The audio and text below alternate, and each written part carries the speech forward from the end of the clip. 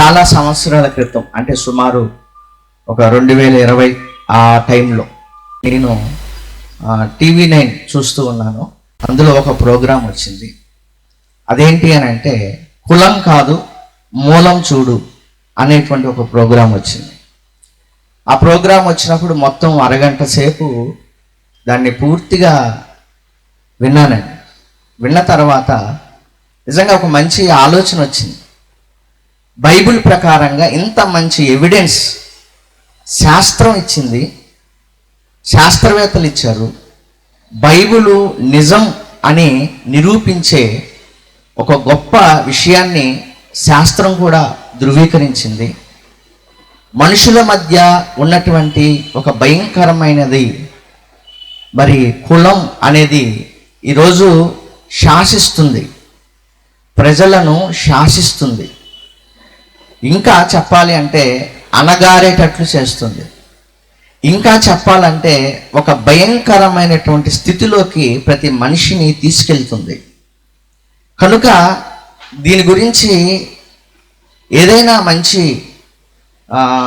రాయాలి, ప్రజలకు అందించాలి అని ఆ రోజుల్లో, అంటే 2020, ఇది 2026, ఆ రోజుల్లో ఒక పుస్తకం రాశానండి.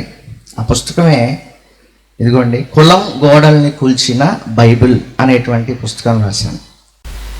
కొన్ని విషయాలు మాత్రమే మీ ముందుంచుతాను.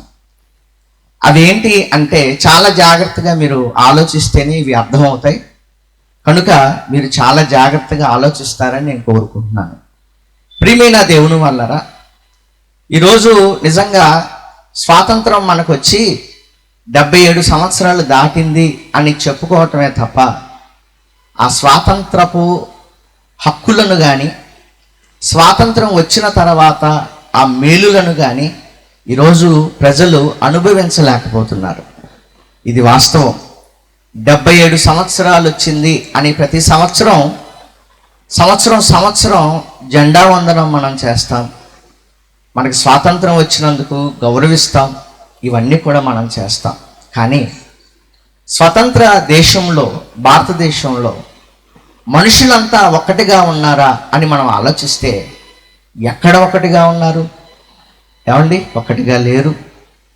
ప్రాంతాల మధ్య విభేదాలు, మతాల మధ్య విభేదాలు, కులాల మధ్య విభేదాలు, ఇలా ఎన్నో విధాలుగా మనుషులు విడిపోయి మరి అతి క్రూరాతి క్రూరంగా ప్రవర్తిస్తున్న ప్రవర్తన అనేది సమాజంలో మనం చూస్తున్నాం. మరి ఇటువంటి పరిస్థితుల మధ్య ఒక ప్రోగ్రాం ఆధారం చేసుకొని దీనికి సంబంధించి ఏదైనా మంచి విషయాలు మరి నాకు అందుతాయా అని నేను మరి వెతుకుతున్నప్పుడు, కొన్ని పుస్తకాలు వెతుకుతున్నప్పుడు ఒక పుస్తకం నాకు దొరికిందండి. అందులో ప్రపంచ ప్రఖ్యాతిగాంచిన గొప్ప మేధావి డాక్టర్ బిఆర్ అంబేద్కర్ గారు, ఆయన 1916 సంవత్సరం మే నెల 9వ తారీఖున కొలంబియా యూనివర్సిటీ ఆంథ్రోపాలజీ సెమినార్లో ప్రొఫెసర్ అయినటువంటి డాక్టర్ అలెగ్జాండర్ అనేటువంటి ఆయన సమక్షంలో మరి ఒక పరిశోధనా పత్రాన్ని ఆయన అందించారు. 1916 సంవత్సరం. టైటిల్ ఏంటి అని అంటే అంబేద్కర్ విస్తృత పరిశోధనా పత్రం, భారతదేశంలో కులాలు, వాటి యంత్రాంగం, పుట్టుక, అభివృద్ధి అనేటువంటి టైటిల్తో ఒక పరిశోధనా పత్రాన్ని ఆయన రెడీ చేసి ఆ ప్రొఫెసర్కి, ఆ డాక్టర్ గారికి, ఆ యూనివర్సిటీకి సంబంధించిన ప్రొఫెసర్కి అందించడం జరిగింది. ప్రియమైన దేవుని వల్లరా, ఆ పత్రం సంబంధించిన ఒక బుక్ ఆధారం చేసుకొని ఆయన ఆలోచనలు ఇందులో రాసి, ఆ తర్వాత సమాజంలో జరుగుతున్న పరిస్థితులు రాసి, దీనికి అన్నిటికీ మరి గొడ్డలి పెట్టుగా బైబిల్ అసలు ఏం చెప్తుంది అనే దాన్ని కూడా ఇందులో ప్రస్తావించడం జరిగింది. ప్రియమైన దేవుని వల్లరా, ఇందులో ముఖ్యంగా కొన్ని విషయాలు మనం ఆలోచిస్తే, అంబేద్కర్ గారు కులాల మధ్య ఉన్న విభేదాలు పోవాలి అని ఆయన 1944లో ఒక పుస్తకం రాశారండి. 100 పేజీల పుస్తకం. 100 పేజీల ఆ పుస్తకంలో కుల వ్యవస్థ యొక్క నగ్న స్వరూపాన్ని ఆయన చూపించాడు. అంటే అసలు కులం ఎందుకు ఏర్పడింది, దీనివల్ల ఎలాంటి నష్టాలు జరుగుతున్నాయి ఏంటి అనేటువంటి ఒక పుస్తకం ఆయన రాశారు. ఆ పుస్తకంలో ఈ పత్రాన్ని కూడా ఆయన జోడీకరించాడు. ఇంతకీ ఆ పుస్తకంలో కానీ ఆ పత్రంలో కానీ ఏముంది అని మనం ఆలోచిస్తే, మరి ప్రపంచ దేశాలలో ఉన్న మేధావులు అనుకుంటున్నవారు, ప్రపంచ దేశంలో మేధావులు అనుకునేవాళ్ళు ఈ కులాల గురించి కొన్ని థీరీస్ తీశారు. అసలు ఇవి ఎందుకు ఏర్పడ్డాయి, ఇవి ఎందుకు శాసిస్తున్నాయి, వీటి గురించినటువంటి కొన్ని థీసిస్ తీశారు. అందులో ఒక ఆయన ఎమిలీ చార్లెస్ మేరీ సెనార్డ్ అనేటువంటి ఆయన ఒక థీరీ తీశాడు. 1847 1927 మధ్య ఆయన జీవించారు. అలాగే రెండవ ఆయన జాన్ ఎస్ ఫీల్డ్ అనేటువంటి ఆయన మరి ఈ కులాలకు సంబంధించిన ఒక థీసిస్ తీశాడు. అలాగే సర్ హెర్బర్ట్ హోప్ రిస్లీ అనేటువంటి ఆయన కూడా భారతదేశంలో ఉన్న ఈ కులాల గురించిన థీసిస్ తీశాడు. అలాగే మన భారతదేశానికి చెందిన, మధ్యప్రదేశ్కి చెందిన సామాజిక శాస్త్రవేత్త, ప్రముఖ భారతదేశ సామాజిక శాస్త్రవేత్త సుధీర్ వెంకటేష్ కేట్కర్ అనేటువంటి ఆయన మన భారతదేశానికి సంబంధించిన ఆయన కూడా థీసిస్ తీశాడు. వీటన్నిటినీ అంబేద్కర్ గారు పరిశోధించి ఒక మాట చెప్పాడు. ఆయన ఏంటి అని అంటే, ఈ నలుగురు తీసిన ఈ థీసిస్లో మూలం మర్చిపోయారు, వీళ్ళు మూలం అనేది విడిచిపెట్టారు, కేంద్రం అనేది విడిచిపెట్టారు. అసలు ఈ కులాలు ఎందుకు ఏర్పడ్డాయి, ఏంటి, ఈ కులం ఏం చేస్తుంది, మనిషిని ఏ విధమైన స్థితిలోకి తీసుకెళ్తుంది అనేటువంటి మూలం వీళ్ళు విడిచిపెట్టారు అని ఆయన థీసిస్ తీస్తూ ఒక విషయాన్ని ఆయన ఎంచుకున్నాడు. ఏంటంటే, మనకిప్పుడు కాదు కానీ కొంతకాలం క్రితం సమాజంలో భయంకరమైనటువంటి మరి పరిస్థితులు ఉన్నాయి, ముఖ్యంగా ఆడవాళ్ళ విషయంలో. ఉదాహరణకి ఒకటి సతీ సహగమనం. మీ అందరికీ తెలుసు. అంటే భర్త చనిపోతే భార్యను కూడా చితి మీదకి తీసుకెళ్ళి ఆమెను సజీవంగా దహనం చేస్తారు. అంబేద్కర్ గారు రాసింది చెప్తున్నారు. అసలు ఇది ఎందుకు ఏర్పడింది ఒకటి. రెండోది బలవంతపు వితంతువుగా ఉంచటం. అంటే భర్త చనిపోతే భార్య ఇక ఎంతకాలమైనా అలాగే ఉండిపోవాలి, ఇక వేరే వారిని పెళ్లి చేసుకోకూడదు. అలాంటిది ఉంది మన భారతదేశంలో. సతీ సహగమనం ఉంది మన భారతదేశంలో. అలాగే బాల్య వివాహాలు, అంటే ముసలోడికో పెద్దోడికో చిన్న అమ్మాయిని, చాలా చిన్న అమ్మాయిని పెళ్లి చేసేయటం. ఇవి మూడు ఏర్పడడానికి గల కారణం, మూలం ఏంటి అని అంటే కులమే అని చెప్పాడు ఆయన. బాగా వినండి.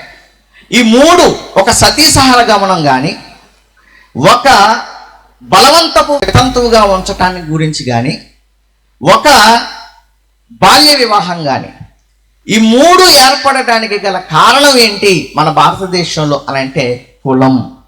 ఎందుకంటే కులంలో ఉన్నవాళ్ళు వేరొకరిని పెళ్లి చేసుకుంటే ఏమవుతుంది, కులం ఏమవుతుంది, మారిపోతుంది కదా.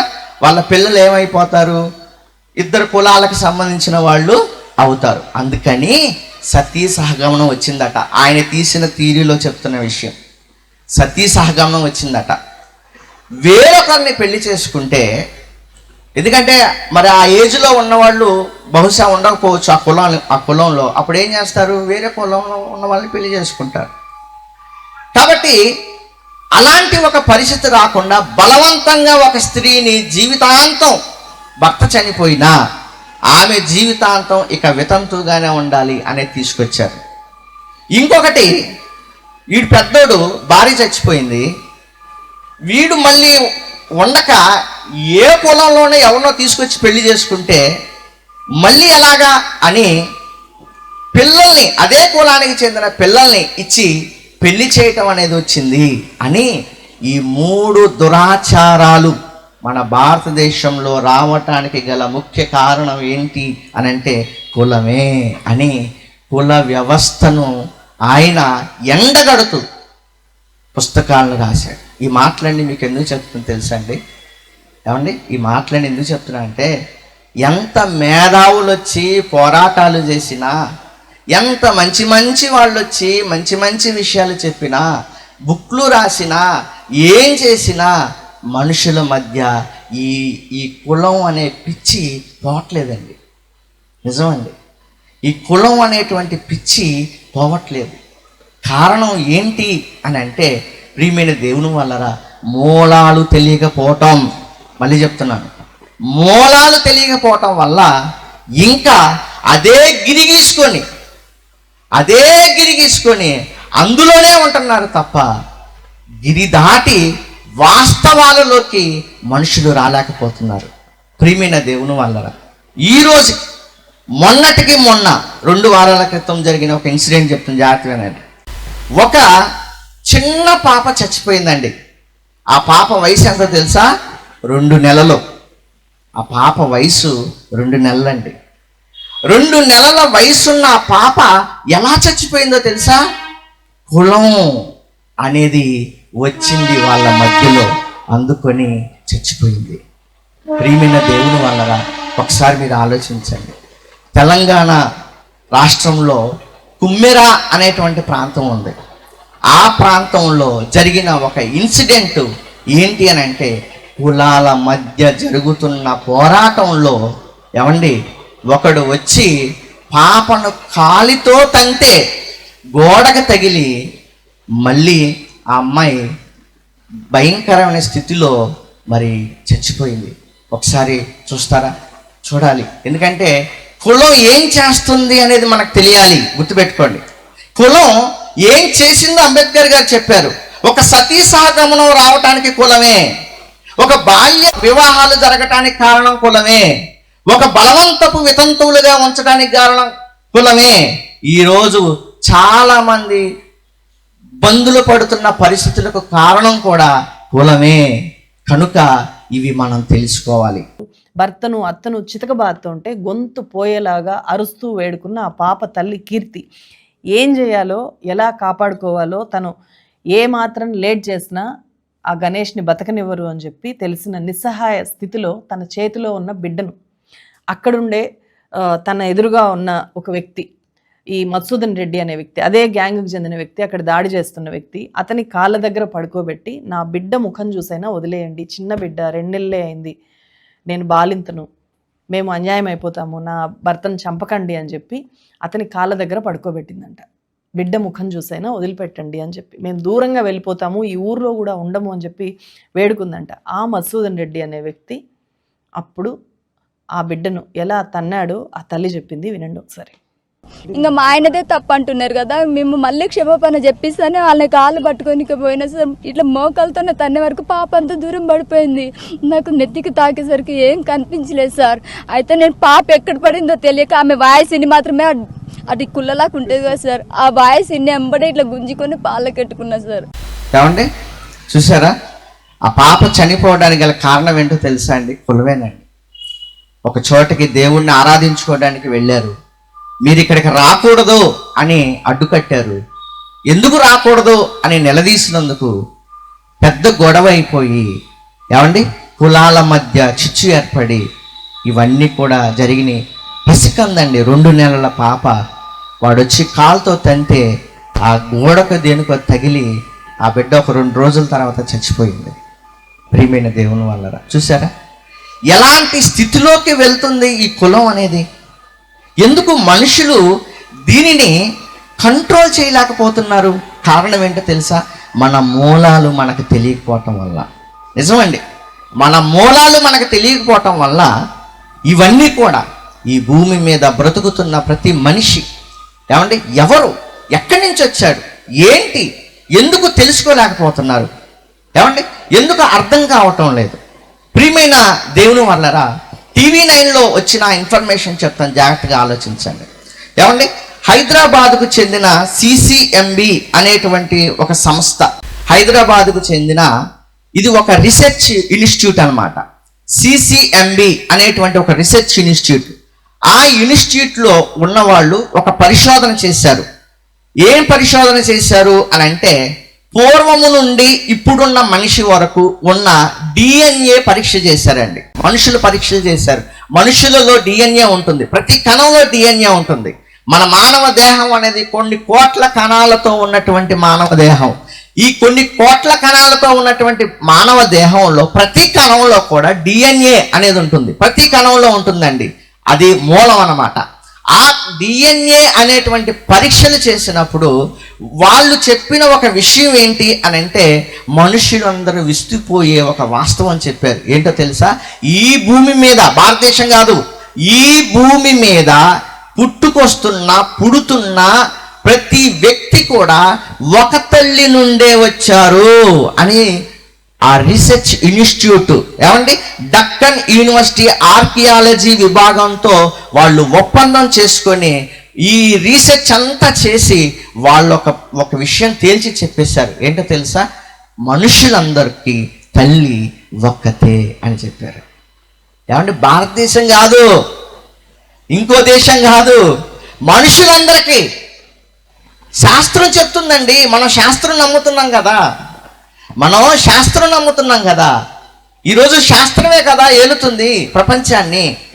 శాస్త్ర ఆధారాలు తీసుకున్నా, చరిత్ర ఆధారాలు తీసుకున్నా, ఈ భూమి మీద ఉన్న మనుషులందరూ కూడా ఒకే తల్లిదండ్రుల నుంచి వచ్చిన వాళ్ళు అని ఎంతో గట్టిగా చెబుతున్నా, ఎప్పటికీ ఆ కులం అనే పిచ్చి ఉంది చూసారా, అది వాళ్ళ మనసుల్లో నుంచి తీసేసుకోలేకపోతున్నారు. ఏమండి, ఒక తల్లి నుండే వచ్చారు భూమి మీద ఉన్న వాళ్ళు అని చెప్పారు కదా. ఆ విషయం బైబిల్లో ఉందా లేదా? ఏమండి, బైబిల్లో ఆ విషయం ఉందా? చూడండి ఒకసారి. ఆది కాండము మనం చూడగలిగితే 3వ అధ్యాయం 20వ వచనం చూడాలి. ఇప్పుడు మీరు బైబిల్ చూడాలి. ఎందుకంటే శాస్త్రం కంటే గొప్పది బైబిల్. బైబిలు శాస్త్రాలకు మించింది. ఏమండి, అన్నిటికీ మించింది బైబిలు ఒక రకంగా చెప్పాలంటే. కనుక అలాంటి బైబిల్లో ఎలాంటి వాస్తవం ఉంది? ఈ భూమి మీదకి వచ్చిన ప్రతి మనిషికి తల్లి ఒకతే అని ఉందా లేదో చూడండి ఒకసారి. ఆదాము తన భార్యకు అవ్వా అని పేరు పెట్టాడు. ఏలైనగా ఆమె జీవము కలిగిన ప్రతి వానికి తల్లి. చూసారా? ఒకే తల్లి నుంచి వచ్చాము, ఒకే తల్లి నుంచి. తల్లి ఉంటే తండ్రి ఉండడండి. వీళ్ళు తండ్రి దగ్గరికి వెళ్ళడానికి ఇంకెన్ని సంవత్సరాలు పట్టిద్దో తెలియదు. ప్రస్తుతానికి తల్లి దాకా వచ్చారు. శాస్త్ర ప్రపంచం ప్రస్తుతానికి తల్లి దాకా వచ్చారు. తల్లి ఉంటే ఎవరు ఉండాలి? మనకి తల్లిదండ్రులు ఉంటేనే కదండి మనకి జన్మ భూమి మీద, మన శరీరం. అవునా? తల్లి ఒక్కతే అని తేల్చారు. ఇంకా తండ్రి ఒక్కడే. అర్థమైందా? బైబిల్ ఏం చెప్తుందో చూడండి. అపోస్తుల కార్యాలు 17వ అధ్యాయం 26వ వచనం. ఇవి రెఫరెన్స్ మనకు తెలుసు, కానీ దీనికి కనెక్ట్ అవుతున్నాయి చూడండి. అపోస్తుల కార్యాలు 17వ అధ్యాయం 26, 27 వచనాలు ఏమని రాయబడిందండి? యావత్ భూమి మీద. చూసారు, అక్కడ కూడా ఏమన్నాడు? ఒక దేశం గురించి మాట్లాడట్లా దేవుడు, ఒక దేశం గురించి మాట్లాడట్లా. యావత్ భూమి మీద కాపురం ఉండటానికి ఆయన ఒకని నుండి ప్రతి జాతి ఒకని నుండి అని రాయబడింది చూడండి. ఇందాక ఒకే తల్లి, ఇప్పుడు దేవుడు అంటున్నాడు ఒకే, మనందరికీ ఒకే తండ్రి. ఒకని నుండి ప్రతి జాతి మనుషులను దేవుడు ఏం చేశాడు? సృష్టించి. ఇప్పుడు చెప్పండి, భూమి మీద ఉన్న వాళ్ళంతా ఎవరండి? మతాలతో, ప్రాంతాలతో, కులాలతో, వాటితో వీటితో ఎందుకు మనిషి ఇలా మారిపోతున్నాడు? ఒకసారి మీరు ఆలోచించండి. ఈ కులం అనే పిచ్చి పోవాలి అని అంటే, నేను ఆ బుక్లో కొన్ని విషయాలు రాశానండి. ఈ కులం అనే పిచ్చి మన మదిలో నుండి పోవాలంటే ప్రభుత్వం కూడా చెప్తుంది. ఏంటో తెలుసా? కులాంతర వివాహాలు జరగాలి. ప్రభుత్వం కులాంతర వివాహాలకు సపోర్ట్ ఇస్తుంది. నిజమండి, కులాంతర వివాహాలకు ప్రభుత్వం సపోర్ట్ ఇస్తుంది. ఏమండి, ఈ కులం అనే పిచ్చి మదిలో నుండి పోవాలంటే సమాజంలో మనం చేయాల్సింది కొంచెం చిన్న ప్రయత్నమైనా. ఇంకా ఎన్ని తరాలు ఈ పిచ్చి ఎక్కిస్తారు భావి తరాలకి? చెప్పండి, ఎన్ని తరాలకు ఎక్కిస్తారు? మీ నాన్న తరం అలాగే ఉంది, మీ తాత తరం అలాగే ఉంది, మీ ముత్తాత తరం అలాగే ఉంది, నీ తరం కూడా అలాగే ఉంది. నెక్స్ట్ నీ పిల్లల తరానికి కూడా ఏమి ఎక్కిస్తున్నావు నువ్వు? ఒరే వాడు మనోడు కాదురా, మరెవడు ఆ? ఏంటి మాటలేంటి? ఏమండి, బైబులు ఎంత వాస్తవం చెప్పింది. సరే, మీరు బైబుల్ నమ్మరుగా, పక్కన పెట్టండి. శాస్త్రం ఏమని చెప్పింది? ఒకే తల్లి నుండి మనమంతా వచ్చాం. ఏమండి, ఒక పసిబిడ్డ చచ్చిపోయిందండి. ఏమండి, కులాంతర వివాహం జరిగిందండి. ఒక తండ్రి 2 కోట్లు ఇచ్చి అల్లుల్ని చంపేసుకున్నాడండి. ఇలాంటివన్నీ మనం చూస్తున్నాం కదా సమాజంలో. ఇంక ఎంతకాలం ఇలాంటివన్నీ చెప్పండి? ఎంతకాలం? భావితరాలకి ఏమందిస్తున్నాం మనం? సమాజంకి ఏమందిస్తున్నాం మనం? అంబేద్కర్ లాంటి మహానుభావులు ఇదిగో ఈ కుల వివక్ష వల్లే అణగారిపోయారు చాలామంది. దాన్ని తీసేయాలి అని వాళ్ళు ఎంతో పోరాటాలు చేశారు. కుల నిర్మూలన అనే పుస్తకం రాశాడు ఆయన, తెలుసా మీకు? కుల నిర్మూలన చెయ్యాలి అనే పుస్తకం రాశాడు ఆయన. కుల నిర్మూలన చెయ్యాలి. ఇదిగో ఈ కులం వల్లే చాలామంది బాధపడుతున్నారు. ఈ కులం అనేది మధ్యలో ఉండటం వల్లే చాలామంది బాధపడతారు. దీనివల్ల ఎవరికి ఏ ఉపయోగం లేదండి. మనిషిని విడగొట్టడం తప్ప ఈ కులం వల్ల మాకు ఇది లాభం ఉందని చెప్పండి. మనిషిని విడగొట్టడం తప్ప ఈ కులం అనేది మా మధ్య ఉండటం వల్ల ఇదండి లాభం అని చెప్పండి. ఏమండి, ప్రతి దాంట్లో పేదవాళ్ళు ఉన్నారు, ప్రతి దాంట్లో ఉన్నవాళ్ళు ఉన్నారు, ప్రతి కులంలో ఉన్నవాళ్ళు ఉన్నారు, ప్రతి కులంలో పేదవాళ్ళు ఉన్నారు. ఆ పేదవాళ్ళని పైకి తీసుకురండి, ఆ పేదవాళ్ళని పైకి తీసుకురండి కావాలంటే. ఏంటి దానివల్ల ఏమొస్తుంది? నష్టమే అన్నాడు అంబేద్కర్ గారు. నష్టమే. ఒక సతీసహగమనం వచ్చినా, ఒక బాల్య వివాహాలనేవి వచ్చినా, ఇలాంటి దురాచారాలన్నీ వచ్చినా కారణం కులమే అని చెప్పాడు. ఏమండి, ఇలాంటి మేధావులు వచ్చి చెప్పినా, పెద్ద పెద్ద వాళ్ళు వచ్చి చెప్పినా, ఏమండి మాలాంటి వాళ్ళు బైబిల్ తీసుకొని వచ్చి మీ దగ్గరికి చెప్పినా మనసులో నుంచి తీసేసుకోమండి. మనం కులం అనేది పోవాలి అని అంటే, ఒకటి కులాంతర వివాహాలు జరగాలి, రెండోది పిల్లల కాలంలో కులం అనేది తీసేయాలి. పిల్లల అప్లికేషన్ ఫిల్ చేస్తారు కదా స్కూల్లో జాయిన్ చేసేటప్పుడు, అసలు ఆ కాలం ఉండకూడదు. విచిత్రం ఏంటంటే మైక్ పర్మిషన్ కోసం వెళ్ళామండి. మేము మైక్ పర్మిషన్ తీసుకుందాం అని వెళ్ళాం. వెళ్తే అందులో కూడా కులం అడిగారండి. దానికి కులం ఎందుకండి? మైక్ పర్మిషన్ ఇస్తే ఇవి నాయన మేము సభలు పెట్టాలనుకుంటున్నాం, మరి పర్మిషన్ ఇవ్వండి, అందుకు వచ్చాం. దానికి కులం ఎందుకు? ప్రతి చోట ఈ కాలం పెట్టేస్తున్నారు. ఎందుకో తెలుసా? వివక్ష. ఏమండి, పేదవారు ఉంటారు, ధనికులు ఉంటారు. పేదవారిని పైకి తీసుకురండి, ఎందులో ఉన్నా పైకి తీసుకురండి. ఏమండి, అలాంటి పరిస్థితి రావాలే తప్ప ఏమండి ఇలాంటివన్నీ మనిషి మదిలో పెట్టుకొని ఎంతకాలం జీవిస్తారు ఇంకా ఈ భారతదేశంలో? బైబిల్ చెబుతుంది కదా, మనమంతా ఒకే తండ్రి నుంచి వచ్చాం, ఒకే తల్లి నుంచి వచ్చాం అని బైబిల్ చెబుతుంది కదా. ఆ బైబిల్ మాటను కూడా తీసుకోకపోతే ఎలాగా మనం? ఏమండి, సమాజంలో ఇలాంటి పరిస్థితులు ఉంటే క్రైస్తవులుగా ఇంకా మనం ఈ కులం అనే దాన్ని పట్టుకొని వేలాడితే ఎంత ప్రమాదం మన కోసం పొంచి ఉందో, మనలో కూడా ఇలాంటివి ఉంటే మనం ఎంత ప్రమాదంలో ఉన్నామో, పరలోకాన్ని పోగొట్టుకునే స్థితిలో ఉండిపోతున్నాం. కనుక అది రేపు చెబుతాను. దాని మూలాలు విషయాలు జాగ్రత్తగా మీరందరూ కూడా పెందల కడరండి, మంచి విషయాలు నేర్చుకుందరు. కానీ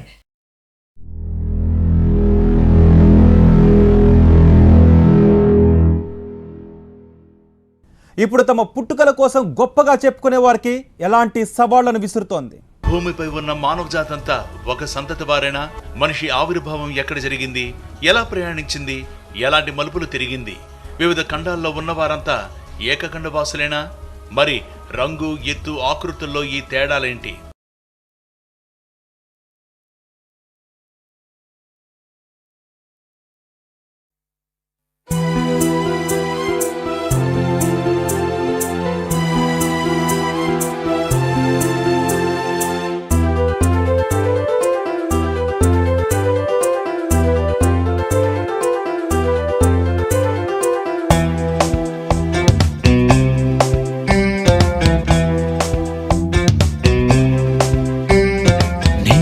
నన్ను చేసింది సృష్టిని ఎవరు చేసింది బైబిల్ చదివి నువ్వు చూడు.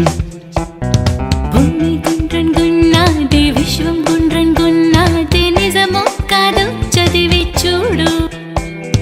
రాసాడు దేవుడు నీ కోసం, బైబిల్ చెప్పింది నీకు తన కోసం. నిజమో కాదో చదువు నీ కోసం, ముందు ముద్రించినది బైబిల్ మన కోసం. నిన్ను నన్ను చేసింది సృష్టిని ఎవరు చేసింది బైబిల్ చదివి నువ్వు చూడు. భూమి గుండ్రన్ గున్నాది, విశ్వం గుండ్రన్ గున్నాది, నిజమో కాదు చదివి చూడు.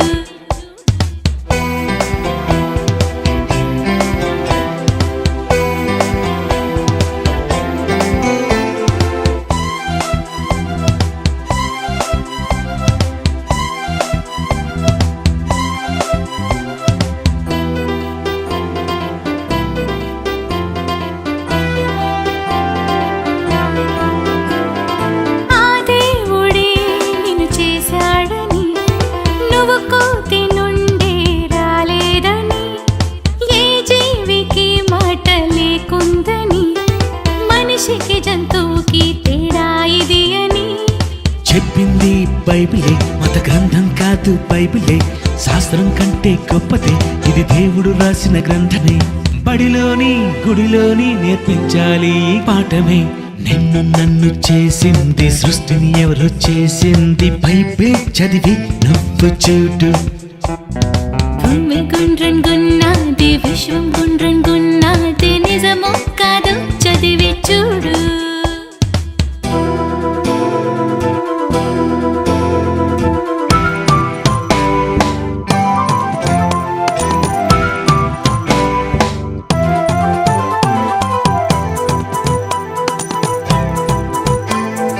ఇవాళ ప్రపంచంలో ఉన్న 750 కోట్ల మంది మనుషులు అందరూ కూడా ఒకే తల్లికి పుట్టిన బిడ్డలం.